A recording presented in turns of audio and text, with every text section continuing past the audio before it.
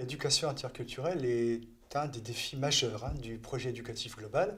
Il s'agit en fait, pour faire court, développer chez nos élèves, chez nos apprenants et étudiants d'ailleurs, tout au long du parcours, la capacité à interagir de façon critique mais bienveillante avec toute forme de diversité, avec toute forme d'altérité, qu'elle soit culturelle, qu'elle soit linguistique.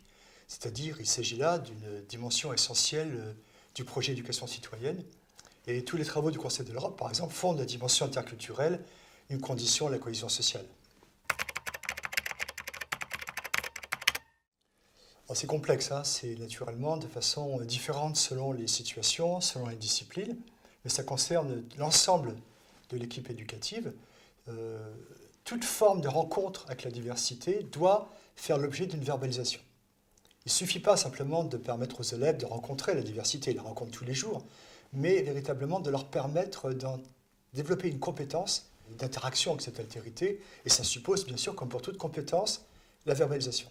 C'est-à-dire, tous les enseignants doivent saisir toute occasion de rencontre avec la diversité pour permettre aux élèves de réagir, de discuter, d'échanger, de dire en fait leur expérience avec leur accompagnement bien sûr.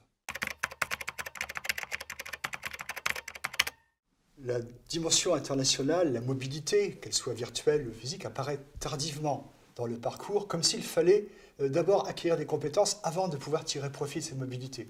On a complètement dans nos réflexions changé un petit peu l'ordre des choses, c'est-à-dire que cette dimension citoyenne, européenne, elle doit être tout au long du parcours. C'est-à-dire toute occasion de faire comprendre à nos élèves, à nos apprenants, aux apprentis, aux étudiants, qu'ils vivent dans un monde qui ne se limite pas à leur environnement quotidien, mais véritablement dans cet environnement européen, et toutes les occasions sont bonnes. Et par exemple, il devrait être urgent de réfléchir à la façon dont chaque établissement peut faire vivre cette dimension, de permettre à tous les élèves, dès le début de la maternelle jusqu'au bout, de prendre conscience de cette dimension européenne et d'en tirer véritablement un sentiment d'appartenance à cet espace plus large, mais également d'acquérir cette valeur. Car il n'y a pas de citoyenneté européenne sans valeur. Tout ça, c'est un défi pour l'ensemble des équipes éducatives, du début à la fin de la formation, avec des formes différentes. Ça va être la mobilité virtuelle, ça va être la rencontre avec d'autres, ça va être la mobilité physique. Il y a multiples façons, mais toutes les équipes éducatives doivent être effectivement concernées, se sentir concernées par ce projet de parcours. Ils sont nombreux, ils évoluent. Ils évoluent bien sûr avec le temps, ils évoluent avec les situations, avec les réflexions.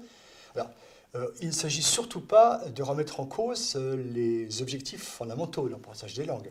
Maîtrise de la compétence de communication, développement des connaissances culturelles pour comprendre le monde dans lequel vivent les jeunes, les citoyens. Mais je dirais qu'un des défis maintenant majeurs, c'est effectivement de comprendre que les langues connues et apprises par les élèves, par les apprenants, ne sont pas juxtaposées. C'est un ensemble de ressources dont dispose chaque apprenant pour véritablement faire face aux situations de communication et d'apprentissage. Donc on a très longtemps vécu dans une conception où chaque langue enseignée ou apprise devait être un peu isolée. Il ne fallait surtout pas faire référence à d'autres langues. On est en train complètement de changer de regard et au contraire de développer une capacité à tirer profit de ses propres ressources. Et bien sûr, parmi ces ressources, il y a aussi les ressources que constituent les langues premières des élèves, qui ne sont plus toujours la langue de scolarisation.